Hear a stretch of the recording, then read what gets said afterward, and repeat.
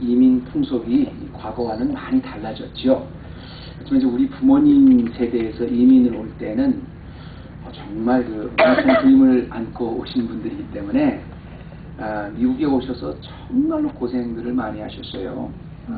어떤 분은 제가 아는 그 경우에서 미국에 이제 오시자마자 되게 사연이 참 깊습니다. 사연이 있어서 코리아 그 타운 그 플라자 죄송합니다. 코리아 타운에서 K타운에서 떡집을 하셨는데 얼마나 열심히 일하셨는지 미국 온 지 6년이 됐는데 단 하루도 쉬질 못했대요. 6년 동안 하루도. 근데 뭐 그분만 그런 게 아니라 뭐 그때만 그런 게 앞으로도 계속 그렇게 하루도 쉬지 않을 거라고 그렇게 말씀을 하시는데 한번 생각해 보세요, 여러분. 사람의 바디라는 게 보통 이제 7일 있으면 최소한 하루 정도는 안식일을 쉬어야 될 텐데 하루도 안 쉬고 일주일에 7days, 365일 동안 10년, 20년 동안 매일 열심히 일을 하는 겁니다. 물론 이제 그분의 그 1세 이민자분들의 그 성실함에 대해서는 제가 감복을 하고요. 찬사를 보냅니다.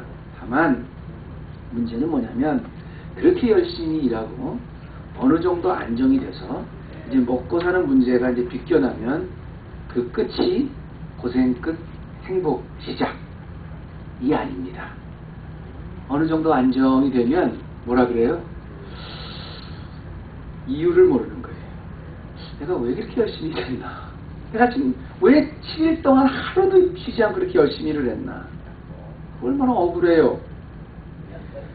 수십 년을 그냥 이민 현장에서 그렇게 열심히 일하고 마지막에는 내 인생 돌리도 내 청춘 돌리도 뭐 이런 소리 하려고 우리가 그렇게 열심히 한 건 아니지 않습니까?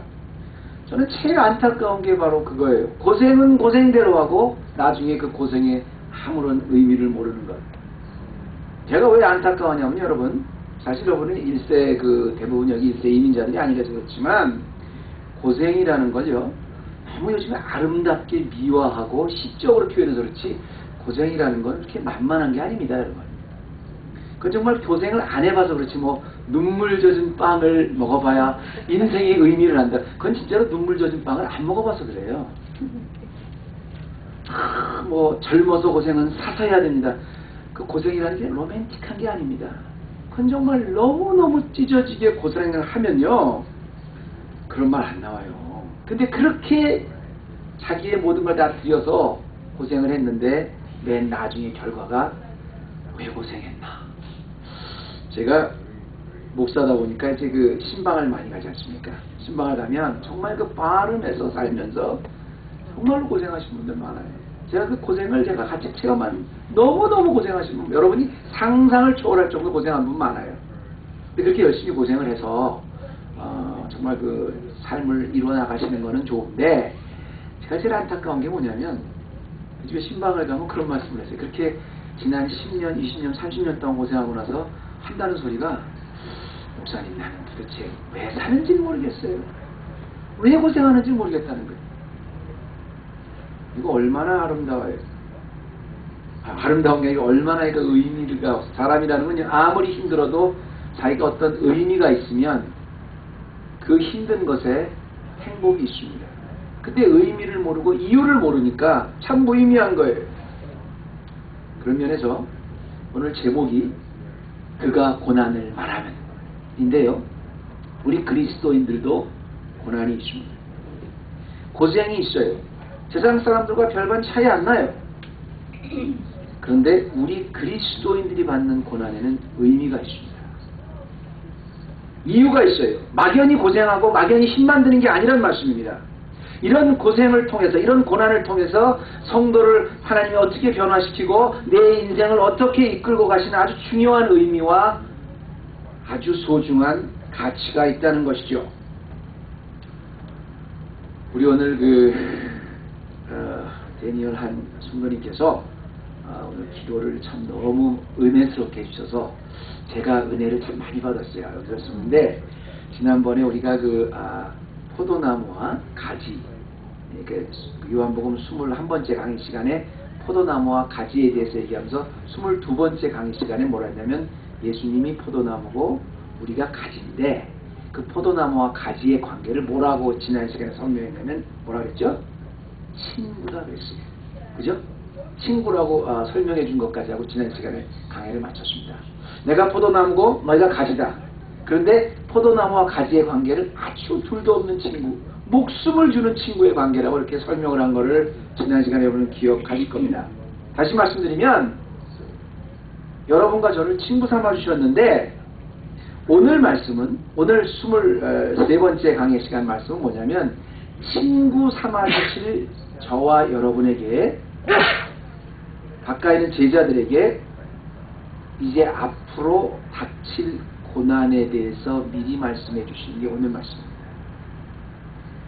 예수님이 떠나시고 친구 삼아 주신 그 제자들이 받을 고난을 미리 말씀해 주시는 게 오늘의 말씀의 주제라는 거예요.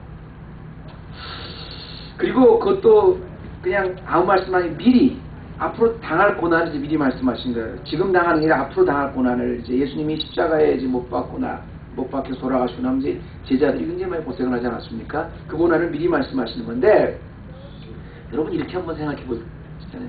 예수님이 하나님의 아들입니다. 포도나무 대신 예수님이 가지된 그 우리들을 친구 삼아 주셨어요. 이제 떠나가실 때가 됐습니다. 그러면 여러분 같으면 저 같으면 기와임은 친구 삼아 주신 우리들에게 내가 비록 떠나지만 너희들은 내 친구니까 너희들의 길이 앞으로 이제 확 풀릴 것이다. 형통할 것이다. 가는 곳곳마다 축복을 받을 것이다. 하는 일마다 잘 이루어질 것이다. 이렇게 말하면 좋잖아요. 왜? 친구니까. 아니 친구 좋다는 게 뭡니까? 기왕이면 너희가 고난을 당할 거라고 말하지 않으시고 다들 고난을 받지만 너희는 고난 안 받을 거야. 왜? 내 친구니까. 이렇게 말씀해 주셔야 되잖아요. 그런데 정반대로 너희가 고난을 받을 것이라고 이야기를 하십니다. 왜 그랬을까? 그 얘기는 여러분 두 가지 분명히 여러분이 아셔야 되는 게 뭐냐면 예수님이 제자들에게 고난을 받을 것이라고 말씀하신 것은 사실입니다. 첫째는 반드시 고난을 세상 사람들을 못지않게 그 이상으로 받을 것이라는 걸 말씀하신 거고요. 두 번째는 그렇게 말해주신 이유는 1절 말씀해 보니까 너희로 하여금 실족하지 않게 하기 위해서라고 그랬어요. 너희로 하여금 실족하지 않기 위해서. 그러니까 내가 고난을 받는데 너희들이 이제 모르고 있으면 난 크리스천이니까 이제 고난 안 받을 거야. 나는 이제 예수님 제자였으니까 예수님 친구니까 나는 이제 고생 안 할 거야. 그렇게 생각하고 있었다면 고생이면 어떻게 나는 예수님 친구인데 왜 나는 이렇게 고생하지? 난 여전히 고난 받지. 그럴 거 아닙니까? 그죠? 그런데 내가 이것을 너희에게 이르면 너희로 실족지 않게 하리 하면 All this I have told you so that you will not go astray. 이건 어떤 성경에는요 너희의 믿음이 떨어지지 않게 하기 위해서 예수님이 말씀하신다는 겁니다. 오늘 이 말씀을 통해서 우리 크리스천들도 우리 성도들도 예수님의 친구들도 다 고난을 받을 것이라는 것을 말씀해주고 있는 이유는 뭐냐면 그걸 알고 있어야 우리의 믿음이 안 떨어지는 거예요. 우리가 실족하지 않는 거예요. 그리스도인들과 고난은 굉장히 밀접한 관계가 있습니다. 그리스도와 고난은 같이 가는 거예요. 많은 사람이 그리스도인들은 축복입니다. 형통입니다. 갑니다. 예수 믿으면 믿음으로 가면 일이 쫙쫙 펴집니다. 이런 이야기만 하는 건 사실 그게 이단이에요. 진짜. 그리스도인들도 고난 받아요. 예수님이 언제 너희들이 우리에게 매일 데일리 프레이어를 가르쳐 주시면서 시험이 오지 않게 해달라고 그렇게 언제 가르쳐 주셨어요? 시험은 옵니다. 고통은 와요. 그러나 시험에 빠지지 않게 하라고 했잖아요. 그렇다면 우리 그리스도인들에게 당할 이 모든 고난, 이 고난에 어떤 그 의미가 있는가를 우리가 몇 가지만 좀 살펴볼게요. 똑같은 고난이라고 해도요. 세상 사람들이 받는 고난과 우리가 받는 고난은 틀립니다. 우리는 에클레시아, 교회들이에요. 주님의 몸입니다. 그렇기 때문에 우리가 받는 고난을 통해서 아무런 의미 없는 고난이 아니라 그걸 통해서 나를 낮추시고 깎으시고 성화시키시고 주님 닮은 사람으로 계속 만들어 가시는 거예요. 자, 그렇다면 그리스도의 고난은 어떤 의미가 있는가? 첫 번째는 우리들의 삶과 가장 가까운 곳에서 일어날 수 있다는 것입니다. 제자들에게 너희가 고난을 받으나 담대라고 말씀하셨을 때 그 고난이요 멀리서 아주 거창하게 오는 게 아니라 굉장히 가까운 데서 온다는 것을 말씀하십니다. 2절 말씀 볼까요? 사람들이 너희를 추례할 뿐 아니라 they will put you out of the synagogue. 회당에서 너희를 쫓아낸다는 겁니다. 이 말 여러분 잘 기억하고 계세요. 여러분이 지금 나라고 생각하지 마시고요. 내가 2000년 전에 유대인이라 생각하고 또 제자들이라 생각하고 이 말씀을 한번 받아보세요. 예수님 지금 다락방 설교를 하면서 너희를 회당에서 쫓아낸다는 겁니다. 내가 유대인인데 유다인의 회당에서 쫓아낸다는 거예요. 그리고 물론 너희를 죽이는 자가 생각하기를 이것이 하나님을 섬기는 예라 하리라 이렇게 말을 합니다. 나를 회당에서 쫓아낼 뿐 아니라 나를 그 쫓아내는 그 사람들이 쟤네들 미워서 사람 싫은 건 할 수 없어. 니네들 나가 이게 아니라 이렇게 니네들을 쫓아가는 것이 곧 하나님을 기쁘시게 하는 일이라 이렇게 믿을 거라는 겁니다. 이 말이요 가만히 묵상해보면 여러분이 유대인이 돼서 가만히 묵상해보면 이게 얼마나 무서운 말인지 몰라요. 왜냐하면 여러분 그 쫓아내는 사람들은 다 이제 물론 회당의 멤버들입니다. 그리고 또 회당장입니다. 그리고 여기 제자들도 전부 다 회당과 관계에 있는 사람들입니다. 그런데요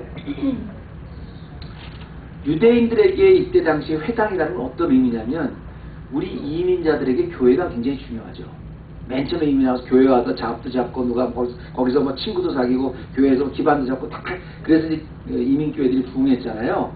근데 그 이상입니다. 옛날에 흑인들이 오직 교회에서만 그렇게 자기 노래를 부를 수 있었고 노예들이 그랬었던 것만큼 교회가 중요한 것 이상으로 유대인들에게 회당이 중요했어요. 유대인들은 신정국가이기 때문에 이 회당에서 가르쳐주고 회당에서 이렇게 하나님의 말씀을 읽고 하나님 하는 것이 이 사람들의 삶의 완전히 스탠더드였었습니다. 왜냐하면 이제 회당이라는 게 언제 생겼냐면 유대인들이 바벨론의 포로로 가서 있으면서부터 바벨론에 있으니까 예루살렘 성전에 가서 예배를 못 드리잖아요. 유대인들의 가장 큰 자존심인 예루살렘 성전을 못 가잖아요. 그러니까 예루살렘 성전을 못 가니까 바벨론 포로의 사회가 말씀을 연구하기 위해서 만들어 놓은 것이 회당입니다. 그 이후부터는 계속 회당 전통이 되고 그래서 유대인들의 회당 멤버라는 것은 자기가 하나님의 백성이라는 걸 나타내는 아이덴티티예요. 여기서 모든 삶의 모든 것이 다 이루어지는 거예요. 근데 거기서 쫓겨난다는 겁니다. 더더구나 회당장, 회당에서 말씀을 읽고 이러는 서기관들 이런 사람들 누구냐면 자기 신앙의 지도자들입니다. 아무리 로마가 와서 어떻게 하고 아무리 뭐 외부에서 침략을 해도 이 회당 안에서는 그 유대인들 하나님 백성으로서의 자긍심과 하나님 백성으로서의 정말 그 떳떳함과 그 세이프한 그런 그 관계를 나누는 곳이 회당이었단 말입니다. 그러니까 회당이라는 건 뭐냐면 필요한 삶의 교육, 경제, 정보 모든 삶의 근거가 다 모이는 곳이 회당인데 거기서 쫓겨난다는 거예요. 유대인으로부터 박탈당한다는 거예요. 그 말은 뭐예요?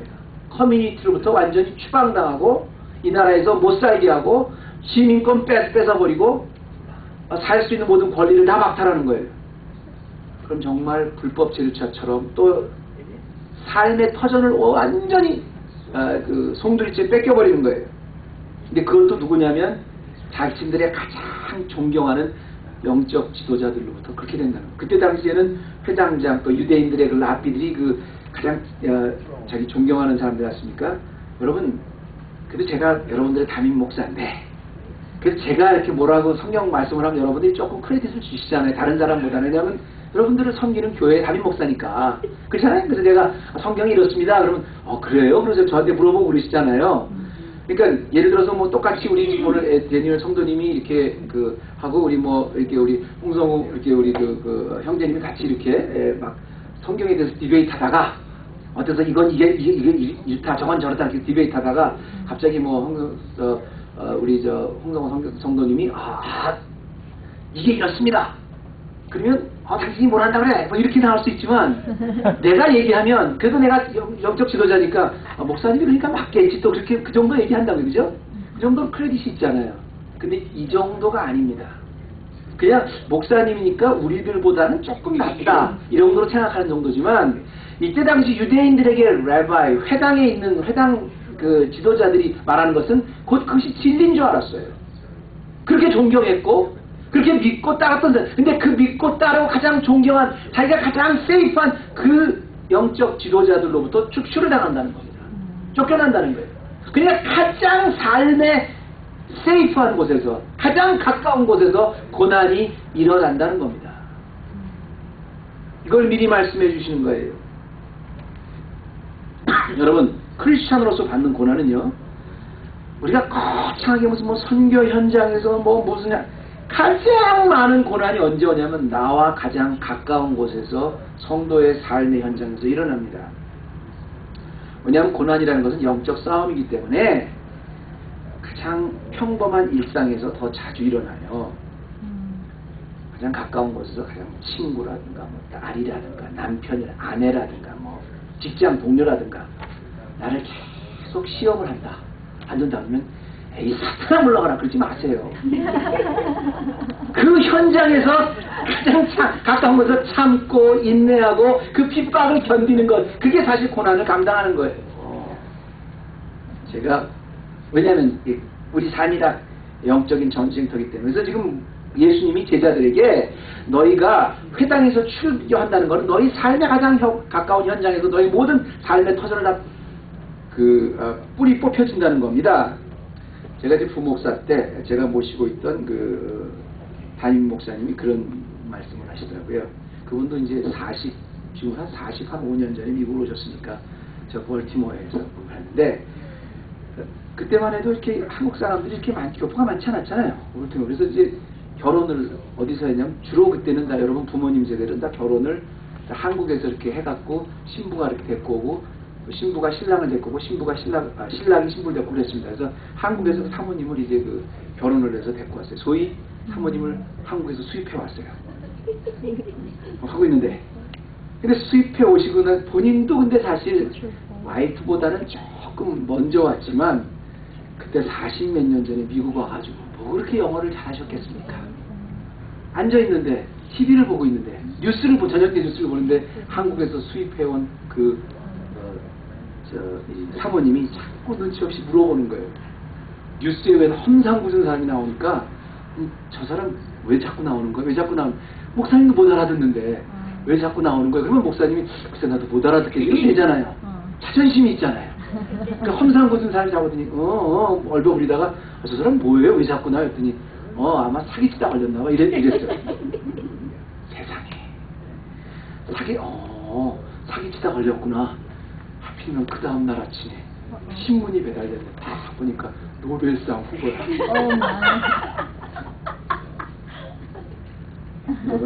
거짓말은요, 우리 삶에 일어난 작은 거짓말은 작게 시작해도 결국 크게 끝나요. 그 상황을 모면하는 게 아니라 그 상황이 어려워도 차라리 정직했다면, 그 순간에 정직했다면 그게 고난에 참여하는 거예요. 우리가 뭐 사탄이 뭐 머리에 뿔이 달리고 얼굴이 시커멓고 뭐 검은 망토를 쓰고 입에 피를 막 흘리면서 뭐 전설에 나오는 무슨 전설의 고양이 나오는 무슨 귀신의 모습으로 나타나서 너 이거 할래 안 할래, 이거는 굉장히 구별하기 쉽습니다. 그러나 우리 삶 속에 정말 예수님 따라가다 보면 아주 작은 것에서도 얼마나 포기해야 되는 게 많은지 몰라요. 내가 정말로 화나지만 예수님 때문에 참고, 내가 정말로 분하지만 예수님 때문에 참고, 내가 도저히 용서할 수 없지만 그 순간에도 예수님 때문에 용서하는 바로 그 순간이 고난을 이기는 순간입니다. 두 번째, 예수님께서 고난을 그렇게 미리 말씀하신 이유는 뭐냐면, 그리스도인들이 고난을 당하는 것은, 잘 들으세요, 고난을 당하는 것이 복음 안에서 편성되는 새로운 질서에 들어간다는 겁니다. 말이 좀 어렵죠? 내가 그냥 그리스도인이 아니라 보통 사람으로 의미 없이 당하는 고난이 아니라 내가 그리스도인으로 고난을 당한다면, 그리스도인이라면 나에게 주신 이 고난이 아무런 의미가 없는 것 같지만 곧 복음 안에서 편성되는 새로운 질서 속으로 들어간다는 것입니다. 이게 무슨 말이냐면, 우리가 그리스도인이라면 주님께서 주시는 모든 고난이 중요해요. 아무리 하찮아 보여도요, 그 고난을 이기는 그 순간에 내가 복음 안에서 하나님 나라가 확장되는데 동참이 된다는 겁니다. 크리스찬들은요, 어떤 고난도 절대적인 의미가 있습니다. 왜냐하면 내가 고난을 잘 참고 견디는 걸 통해서 나만 하나님이 변화시키는 것이 아니라 복음을 확장시키는 주인공으로 사용하고 계시기 때문에 그렇습니다. 8절 말씀을 조금 비춰주시고요. 자, 보세요. 그가 와서 죄에 대하여 의에 대하여 심판에 대하여 세상을 책망하시리라 이렇게 말합니다. 7절엔 뭐라 그랬죠? 그러나 내가 너에게 실상을 말하는 내가 떠나가는 것이 너에게 유익하리라. 내가 떠나가지 아니하면 보혜사가 너에게로 오시지 아니하실 것이요 가면 내가 그를 너희에게 보내니. 예수님이 이제 제자들을 친구 되신 제자들을 떠나가시는데 떠나가는 게 유익한데 말입니다. 여러분 잘 들으세요. 떠나가는 게 유익한 게 왜냐하면 예수님이 떠나가시면 그 대신 예수님의 영이신 성령님을 보내주신다는 거예요. 그러면 자 9절 말씀에 8절 말씀에 죄송합니다. 성령님이 오시면 죄에 대해서 의에 대해서 심판에 대해서 세상을 책망하시리라 이렇게 말씀을 하셨단 말입니다. 그러면 자 9절 자 보세요. 죄송한데 보면 8절 말씀 다시 비춰주시고 자 보세요. 자 이때 당시 여러분이 제자들이라고 생각하시고 유대인입니다. 제자입니다. 그리고 이제 여러분의 선생님이 친구 되시는 선생님이 떠나가시는 거예요. 떠나가시는데 떠나가면서 막 걱정하는 자들의 너희들이 고난을 받을 것이다 말씀을 하시면서 내가 떠나가야지 성령님이 너에게 오시는데 성령님이 오시면 그가 죄에 대해서 의에 대해서 심판에 대해서 그 세상을 책망하시라 이렇게 말씀을 하셨어요. 근데 여러분 한번 제가 질문을 한번 해볼게요. 이때 당시에 제자들 이때 당시에 유대인들에게 죄라는 개념이 없었습니까? 있었죠. 책망에 대한 개념이 없었습니까? 있었죠. 심판에 대한 의에 대한 개념이 있었죠. 이때 율법도 하나님이 주셔서 이렇게 하는 것이 옳은 것이고 이렇게 하는 것이 나쁜 것이다. 다 있었단 말이에요. 율법을 받은 유대인들이잖아요. 또 쾌락에 있는 사람들은 죄에 대해서 의에 대해서 심판에 대해서 모르는 게 아닙니다. 그들의 조상 때부터 하나님께서 율법을 주셨고 이렇게 해라 이렇게 하지 말아라 이렇게 해라 이렇게 하지 마라 다 갖고 있었어요. 그리고 너희들은 하나님의 선택된 백성이다. 다 그런 개념이 있었어요. 그런데 무슨 의에 대해서 무슨 죄에 대해서 무슨 심판에 대해서 또 얘기를 그가 가르친다는 거예요. 우리 다 알고 있는데 understood? 지금 예수님이 할 때 여러분 같은 이해가 안 되겠죠? 아니 예수님 우리 어차피 그 레바이들이 우리 유대인 랍비들이 우리 조상 때부터 다 의에 대해서 죄에 대해서 심판에 대해서 알고 있는데 뭘 준다는 겁니까? 9절 말씀 보세요. 죄에 대하여 하면 저희가 나를 믿지 아니하며 이 개념은 없었어요.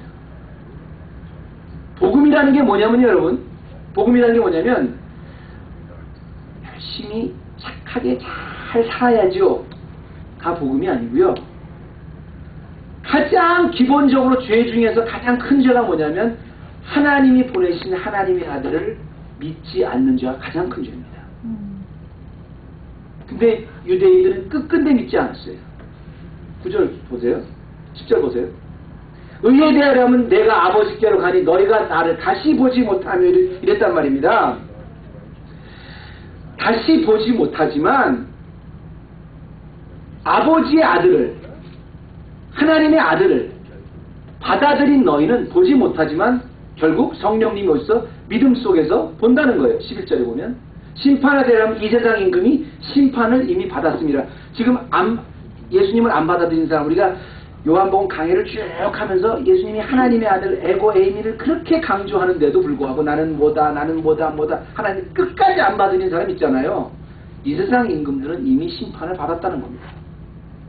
지금까지는 뭐만 죄라고 하냐면 하나님이 이렇게 만들어 놓으신 율법을 통해서 이거를 어기는 사람이 죄고 이걸 어기지 않는 사람이 의인이다 이렇게 생각했는데 지금의 기준은 뭐냐면 예수님이 십자가를 지시고 나서 기준은 뭐냐면 누구든지 예수 그리스도를 믿고 하나님의 아들로 받아들인 교회가 된 사람은 다 의롭게 되는 거예요. 그리고 누구든지 다 그 십자가를 거부한 사람 다 죄인이 되는 겁니다. 이 복음의 새로운 질서예요. 하나님의 아들 예수 그리스도를 구주로 받아들이지 않는 게 가장 큰 심각한 죄라는 겁니다. 이게 복음입니다. 다시 말씀드리면 주를 받아들여서 이제는 내가 아니라 주께서 하시는 대로 내가 따라가고, 내가 정말 힘들지만 주의 말씀이 나를 그렇게 하지 말라니까 억지로 내가 안 하고 주님 때문에 참고, 화나지만 주님 때문에 참고, 억울하지만 주님 때문에 참고, 또 내가 하기 싫어도 주님 때문에 하는 그런 모든 고난에 동참하는 것 자체가 복음을 확장해가는 일에 동참되는 거라는 말입니다. 아까도 말씀드렸지만 여러분, 고난은 이렇게 멀리 있는 게 아니에요. 굉장히 하찮은 것 같은 우리의 삶 속에서, 우리가 매일매일 삶 속에서 그리스도인들이 당하는 고난은 우리가 이겨야 될 책임이 있는데요. 그렇게 이겨야 될 책임이 있는 그 가운데 내가 성화되기도 하지만 그게 곧 복음을 확장하는 길이라는 거죠.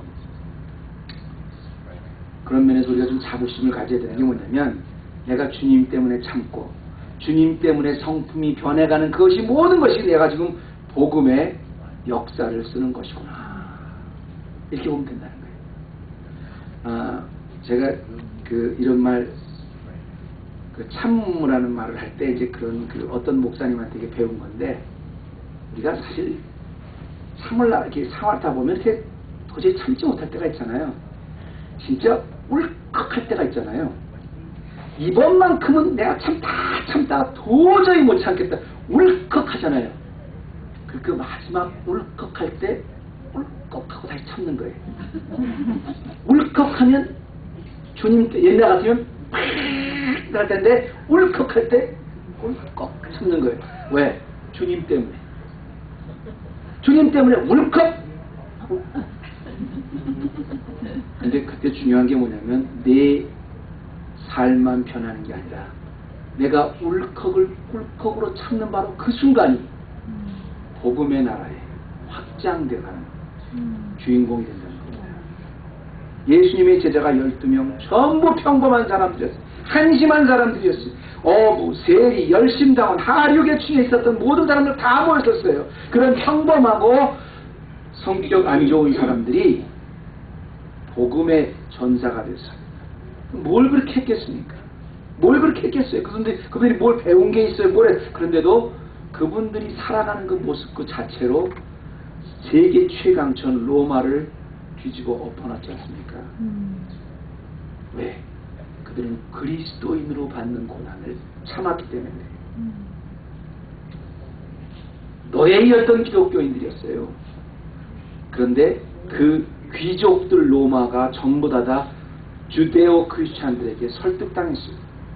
역사를 변화시켰어요. 여러분이 섬겨진 지금 자리, 가정에서 아침에 갈라 그러는, 여러분 그렇잖아요.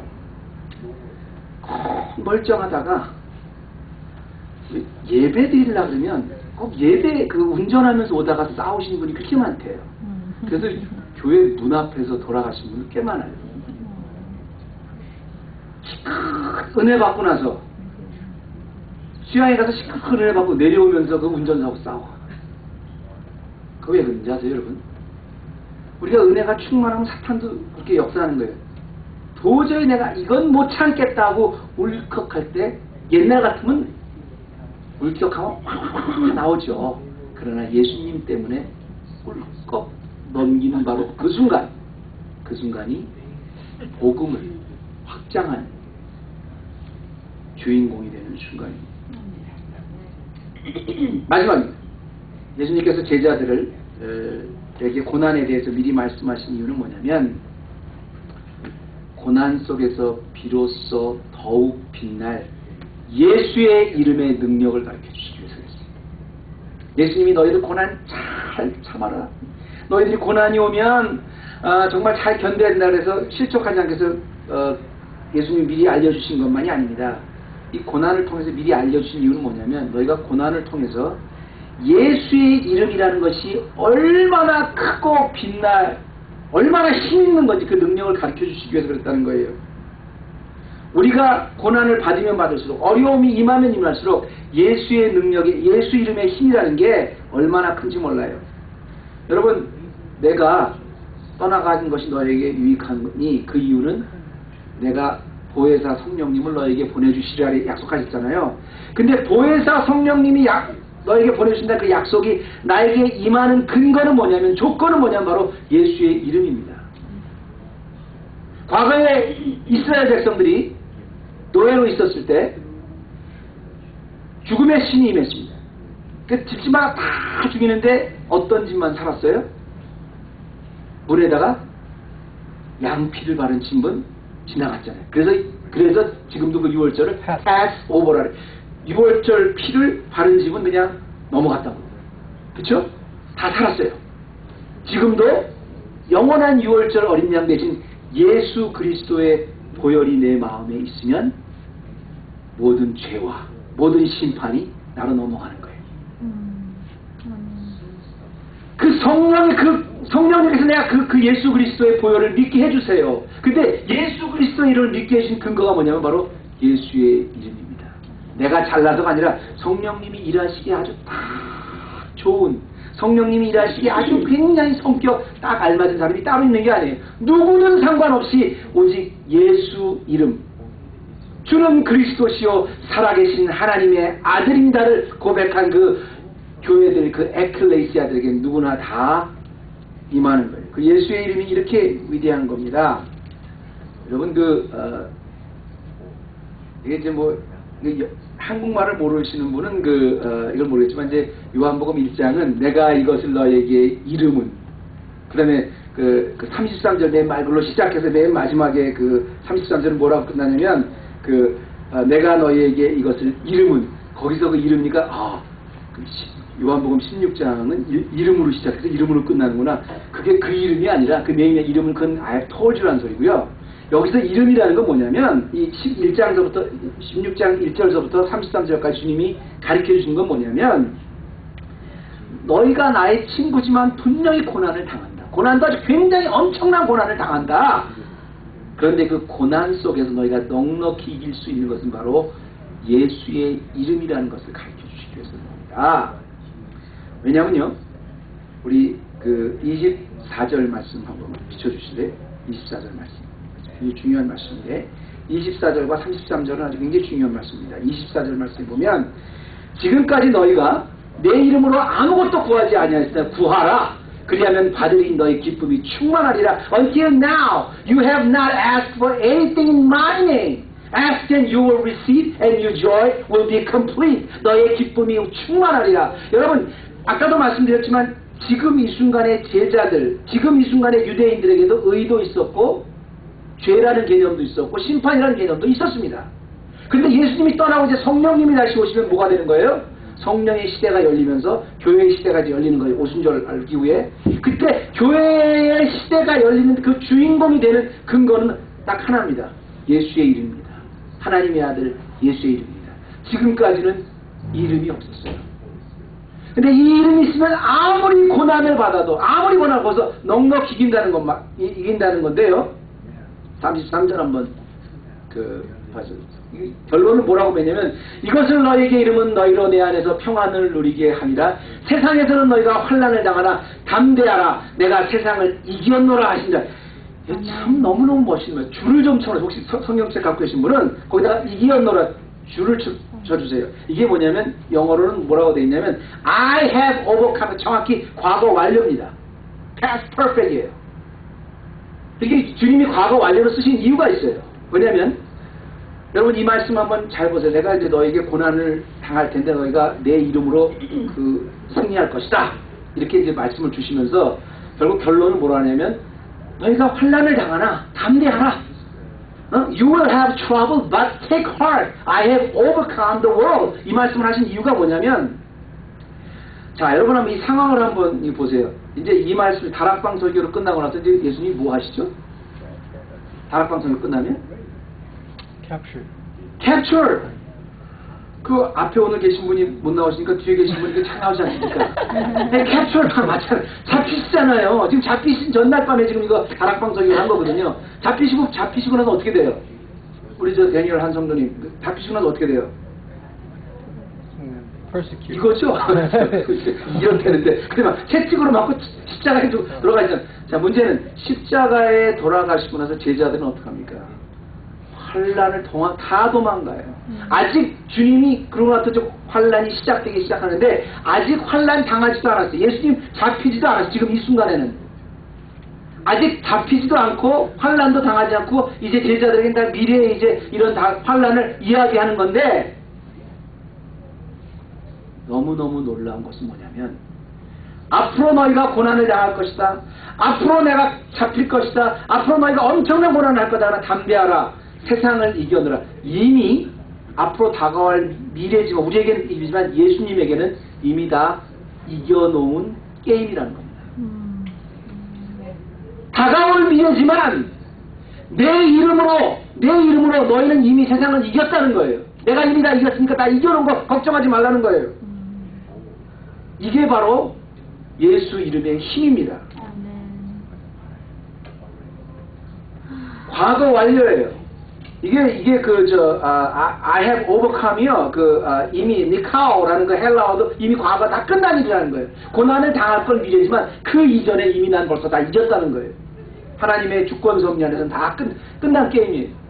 그리고 너희들이 그 고난을 당하지만 고난에서 반드시 승리할 수 있다는, 왜? 내가 다 이겨놨기 때문에. 그래서 담대하라는 겁니다.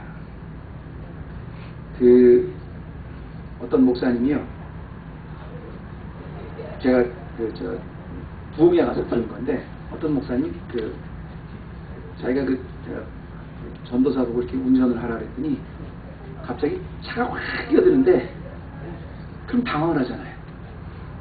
그럼 빵빵 눌러줘야 되잖아요, 그죠? 근데 갑자기 다가오는데 그래서 꽉 부딪혔대요. 그래서 이제 강사를 싣고 가는데, 그러니까 목사님이 너무 답답하니까 전도사님한테, 아니 가 무슨 힘이 있어. 클락션을 눌러야지. 이걸 눌러야지. 그 무슨 소리가 있습니까?